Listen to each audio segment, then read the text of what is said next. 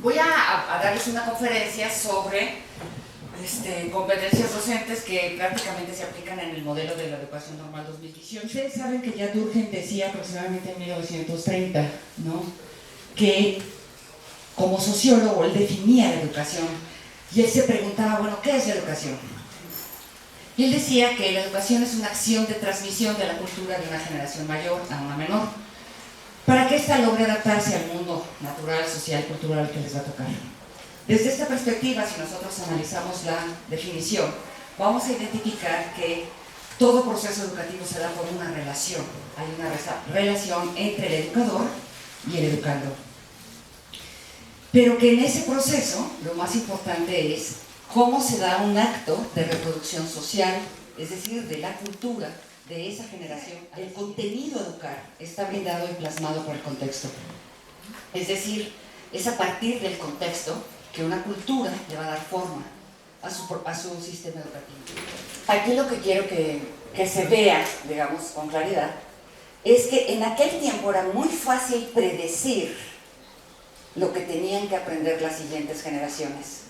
Es decir, pues si yo soy cazador, mi hijo será cazador, mi nieto será cazador, mi chosno será cazador. O sea, pasaron generaciones enteras para que se modificara el contenido a educar en una cultura así.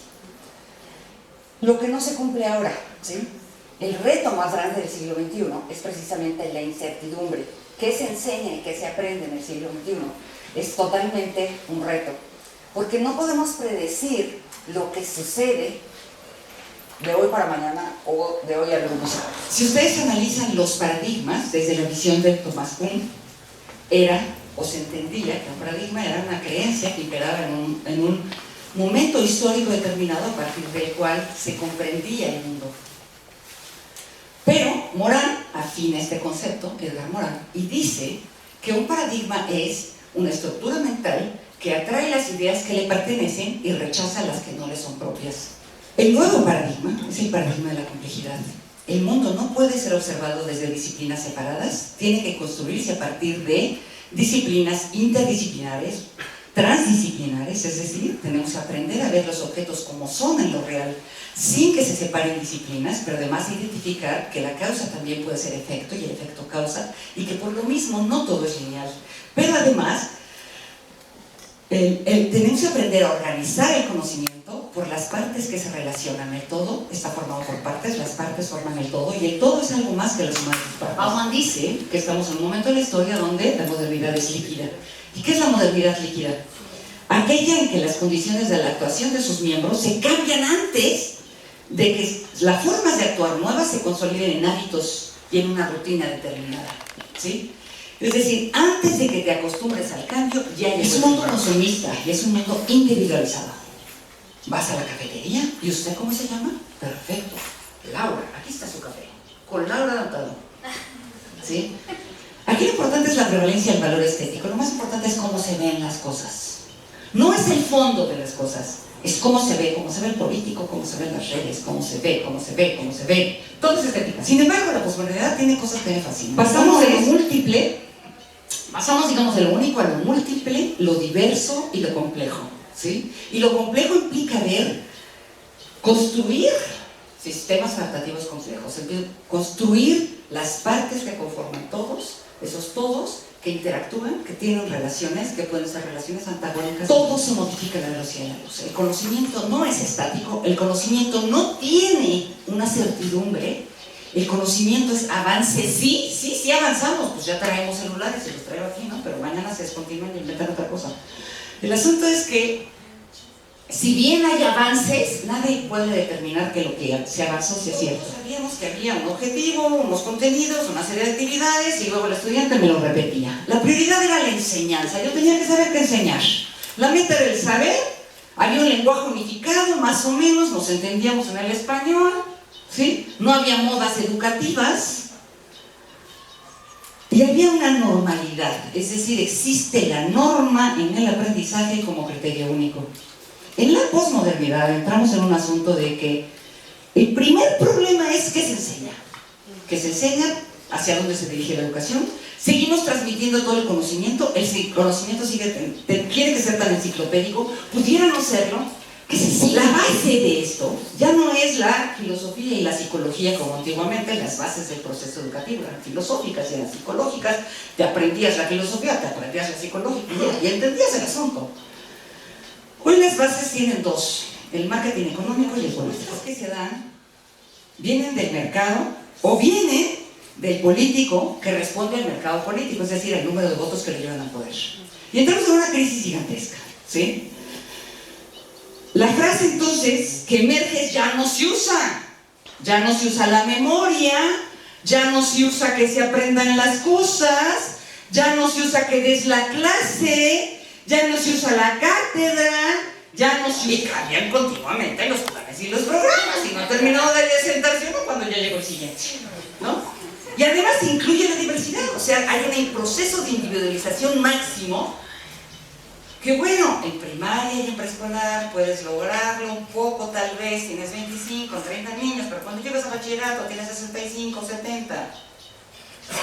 Y luego cuando tienes 10 clases, 7 por 10, 700 alumnos, pues bien nombre te... Esa fue la crisis en la que entra la UNESCO, en los 90s, se plantea la pregunta y dice: ¿qué vamos a hacer? Se viene, esto se viene, ya lo detectaban en los 90s. No podemos seguir pensando que la transmisión del saber es lo más importante, porque transmitirlo no genera la capacidad para enfrentar el mundo. Entonces vamos a modificar los fines y las metas de la educación. Y es cuando aparece el aprender a hacer con ese hacer con H, todos los aprenderes de la UNESCO, ¿sí? Y se transita en este paso de decir: vamos a desarrollar competencias, vamos a dar respuesta a ese contexto. Esa es la lógica, ¿sí? Entonces se cambian en los planes de estudio y se busca responder a ese contexto líquido. ¿Qué es el modelo de competencias y cómo funciona? ¿Sí? Muchísimos autores parten de la misma definición, pues es la articulación de conocimientos, habilidades, destrezas y actitudes en una acción o desempeño que le permite al estudiante resolver lo que enfrenta. Pero esta definición es muy difícil de entenderla, porque choca con el paradigma de lo único. El paradigma de lo único implica que se transmite el conocimiento separado de la habilidad, separado de la destreza, separado del valor. Entonces, cuando tú tienes lo único que enseñar, estás separando a la competencia en pedacitos. Y eso de la articulación, que es la primera palabra que viene, articulación, pues se pierde en el contexto. Y entonces la competencia es el desempeño, es la acción que se hace frente a un contexto que está ahí, que yo tengo que responderle. ¿Sí? Es decir, el contexto afecta la acción del sujeto, y esa es otra parte muy difícil de entender con las competencias. Que una persona es competente cuando enfrenta la dificultad del contexto, no cuando enfrenta el contexto, sino la dificultad del contexto. Fíjense lo que estoy diciendo. La dificultad del contexto es muy diferente que saberte algo, porque saberme la dieta no me hace competente para hacer la dieta en Navidad. ¿Verdad que es diferente? El contexto afecta las condiciones de la acción, y gente que es más competente es la que puede enfrentar la dificultad del contexto. Y estamos hablando de dos cosas diferentes, es decir, no hay linealidad posible en una competencia, y eso también es muy difícil de entender, porque la modernidad estableció una lógica lineal, matemática inmedible desde Newton.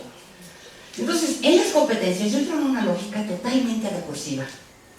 Si yo pongo aquí una competencia de ustedes, de las normales: detecta las necesidades de aprendizaje de los alumnos con discapacidad, con dificultades severas en el aprendizaje, de conducta, de comunicación o bien actitudes sobresalientes para lograr su desarrollo. Si yo pongo esa competencia, ¿sí? Uno puede pensar: pues es que es hasta el último semestre, hasta tercero, hasta quinto año de la normal, que ya la va a tener. Esa es la lógica lineal. Pero cuando estamos en las competencias, no estamos en una lógica lineal, estamos en una lógica recursiva de la acción. Es decir, desde el primer día de clase, ¿y cómo lo voy a hacer? Porque pongo casos, porque pongo problemas, a partir de los cuales comienza a pensar en el conocimiento que necesita. Y entonces estoy hablando que desde el primer día de clase, el alumno está desarrollando la competencia por su acción. Las competencias se desarrollan en la acción. Pero lo que vamos a ver ahora es cómo una competencia también rompe la lógica de la disciplina perfecta, ¿sí? Es decir, las competencias no son disciplinares, eso hay que entenderlo. Las competencias son acciones que requieren de varias disciplinas para ejecutarse, como la vida. Si voy al súper, yo tengo la acción de comprar conocimientos de matemáticas, historia, ciencia y geografía. No uso solamente matemáticas, eso es un mito. ¿sí? Yo compro barato, pero compro lo que me nutre, pero compro lo que le gusta a mi familia, pero compro lo que me agrada. ¿Me explico? Hay una complejidad en la acción del sujeto en cualquier contexto. Lo mismo pasa con las competencias. La competencia es transdisciplinar. Cruza todas las disciplinas en un plan de estudios, pero es interdisciplinar, porque cada disciplina le aporta. Y esto también rompe la lógica de la separación, porque el saber desde la modernidad está separado en disciplinas. Y aquí estamos hablando de la acción del sujeto en un contexto, y la acción del sujeto en un contexto no es pura. Estas son genéricas. ¿Qué quiere decir genéricas? Que todo educador en este país debe saber 5 acciones. Soluciona problemas y toma decisiones utilizando el pensamiento crítico reflexivo, aprende de manera autónoma y por iniciativa para autorregularse y fortalecer el desarrollo personal, colabora con diversos actores para generar proyectos innovadores y de impacto social, utiliza las tecnologías de la información de manera crítica y aplica sus habilidades lingüísticas y comunicativas. Porque el primer día que te caiga un estudiante en el aula, debe de solucionar problemas. Él, con lo que pueda, con lo que tenga, porque así es la vida. ¿Sí? Uno hace la dieta con lo que pueda, pues aquí es igual.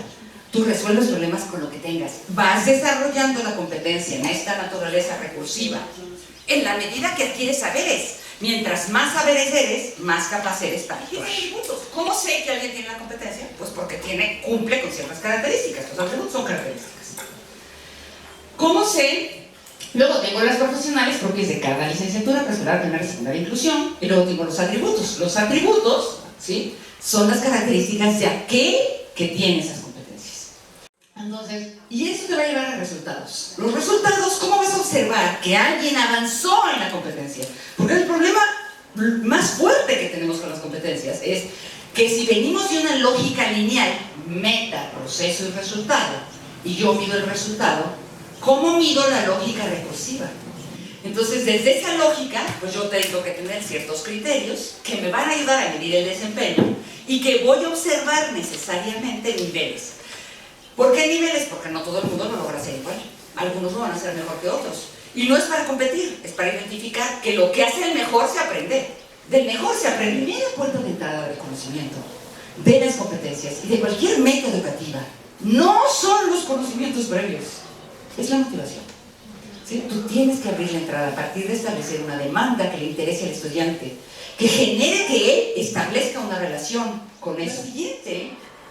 El siguiente principio que desarrolla las competencias es que las competencias se van a desarrollar y se van a perfeccionar en la medida en que el sujeto enfrente demandas complejas. El maestro no es un magenta. El maestro es un dificultor. La idea del maestro es que el estudiante logre lo difícil, no lo fácil. Para lo fácil, Happycracia, esa no me gusta, ¿sí? Les recomiendo un libro así, se llama Happycracia. Aquí lo importante es que el sujeto tiene que aprender a enfrentar lo difícil. Yo siempre aquí llego y les pongo el ejemplo de manejar, porque lo viví en carne propia. Yo vivo en Chihuahua, en la Sierra Tarahumara, muchos años de mi vida. Vete a vivir a México. Opción A, ¿manejas o no manejas? B, no manejas. O sea, si tú logras enfrentar el contexto, vas a lograr desarrollar la capacidad. Si tú no logras enfrentar el contexto, no vas a desarrollar la capacidad. Las competencias se enfrentan por el enfrentamiento con la dificultad. Y eso, curiosamente, eso es lo que se mide. No se mide si la tienes, se mide si qué tanto resuelves lo difícil. Eso es la competencia, ¿sí? Si soy capaz de resolver lo difícil, ya la hice, ¿sí?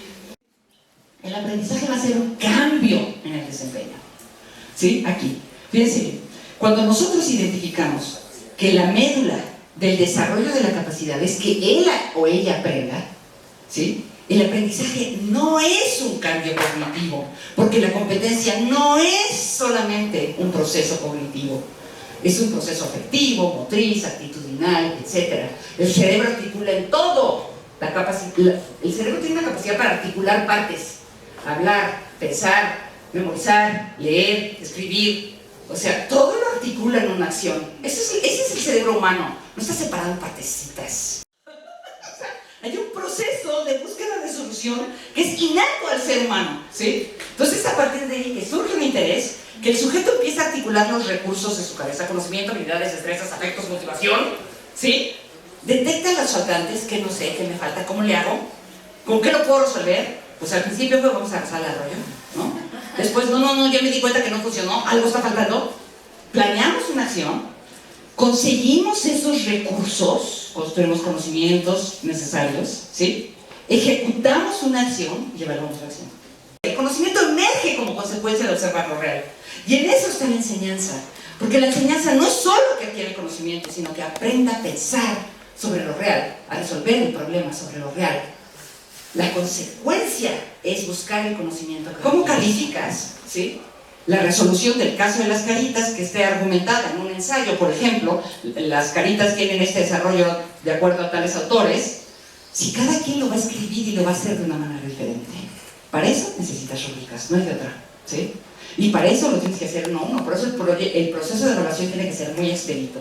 Y puedes hacer exámenes, sí, por niveles. Puedes poner cómo son los exámenes basados en competencia, como los de PISA, no los inventó PISA, los inventó Harvard. La idea es que a partir de lo real, el chavo, sí, y la chava puedan resolver casos reales, ¿sí? ¿Y qué estamos hablando? ¿Cómo voy a observar esos niveles de desempeño? Por regla general se hace en una base general de niveles. Lo mejor es contar con una base general de niveles que describa, sin adjetivos y sin adverbios, que es el pecado original de este país, lo que el estudiante hace o sabe hacer en cada nivel, ¿sí? Porque esto le va a facilitar a los docentes poder calificar y poder evaluar cualquier trabajo en la misma lógica y sin subjetividad, ¿sí?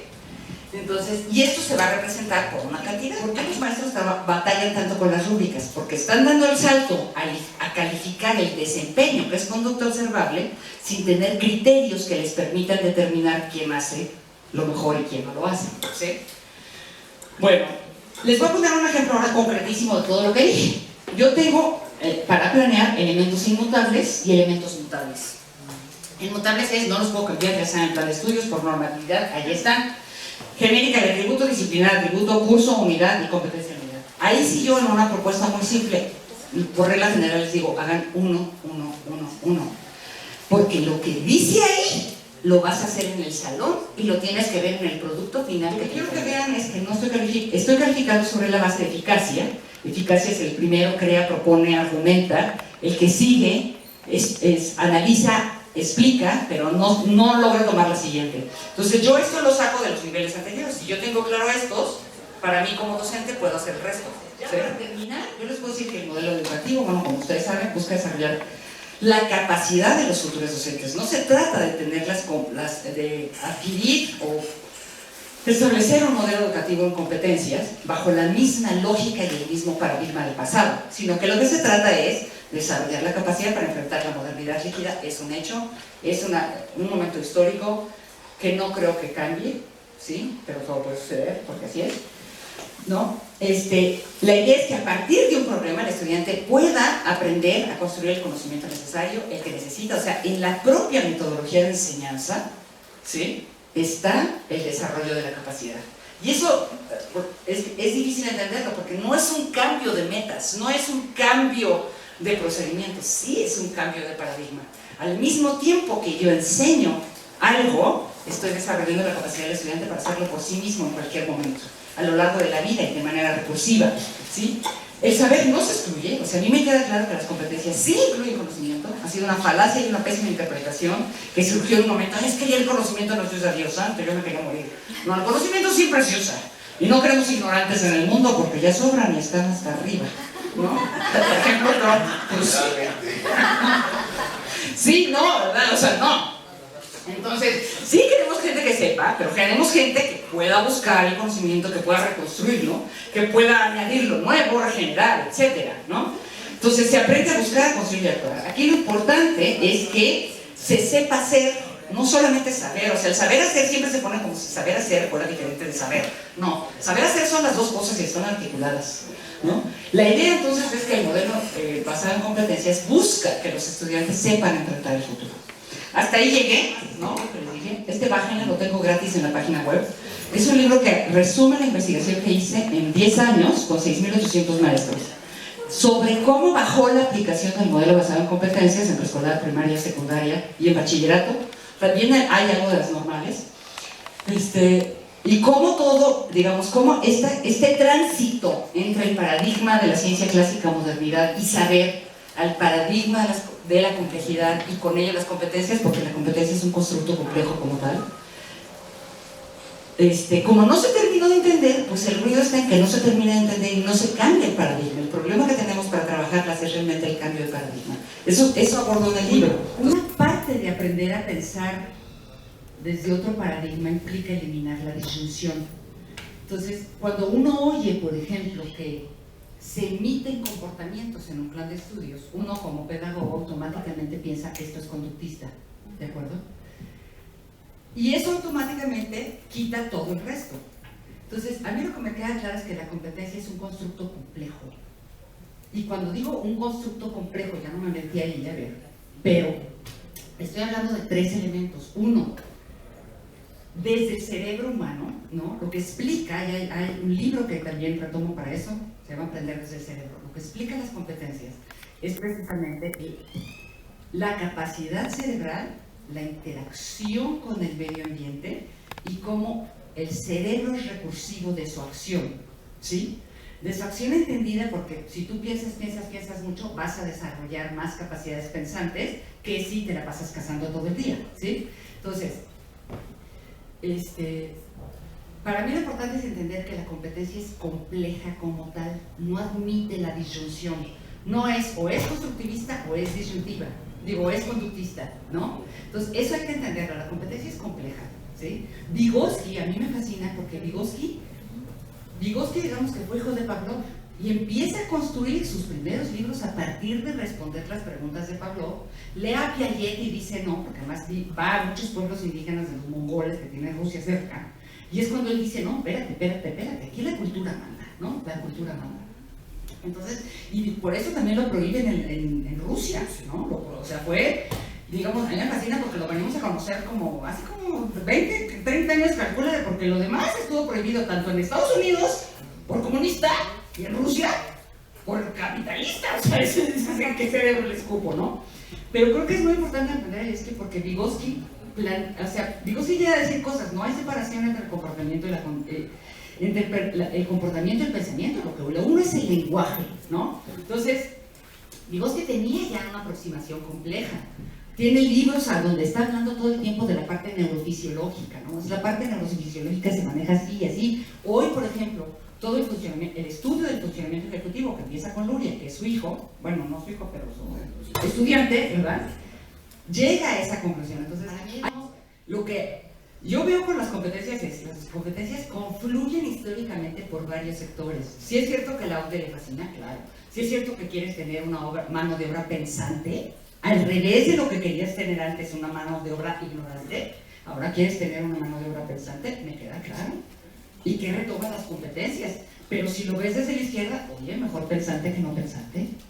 ¿Sí me explico? Entonces, hay un montón de cosas que no hemos aprendido a ver con otros ojos, que automáticamente se rechazan porque se piensan conductistas, porque se piensan neoliberales y porque se piensan pragmáticas. Por ejemplo, pragmáticas. Desde esa lógica, no hay nadie más pragmático que Freire. Díganme si no, ustedes vayan a ver a Freire. ¿Cuál es el método de ver, pensar y actuar de Freire? Sí, ve la realidad, piensa sobre ella, problematiza sobre ella y construye el conocimiento a partir de ella. Y eso es Freire. ¿Me explico? Entonces, yo creo que hay que tener otras aproximaciones, ¿me explico? Y hay que aprender a ver, las cosas como lo hacen los indígenas. Yo viví muchos años en la Tarahumara. Y resulta que las indígenas se visten con ropa de popelina y de colores, en un traje propio hecho por ellas, ¿no? Y los hombres se pusieron ya el pantalón y los sombreros.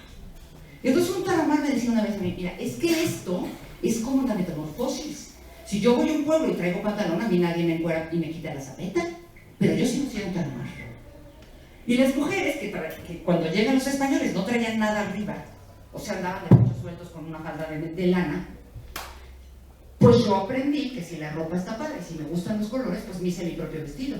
Entonces, hay procesos de apropiación que son súper liberadores. ¿Sí? Hay procesos de apropiación que hay que aprender a transformar. Porque el rechazo así absoluto, lo único que nos hace, pues es quedarnos atrás del resto del mundo. Y eso no se puede. A mí, déjenme decirles una cosa, miren, históricamente cuando yo me metí en la de las competencias, yo me metí a estudiarlas, porque eso sí tengo. Primero estudio y luego hago, ¿no? Para tirarlas. Porque yo decía, así como toda la gente, es que estas contraliberales son mala onda, son para hacer mano de obra barata, productiva, o sea, todo este rollo yo lo traía cuando empecé a hacerlas. Cuando estudié y vi la riqueza que era, yo dije, pero qué tontería. Ahora, ¿de qué depende que sí logremos desarrollar las competencias que requiere el contexto? Pues de la elección de las competencias. ¿Me explico? O sea, para mí la discusión no está si debemos desarrollar o no competencias. Esa no es la discusión. La discusión es cuáles son. ¿Cuáles son las competencias que debe de tener el maestro mexicano en el siglo XXI? En el contexto en el que vivimos. ¿Sí? ¿Por qué? Porque son profundamente transformadoras. Y le sirven a la derecha, sí, pero también a la izquierda.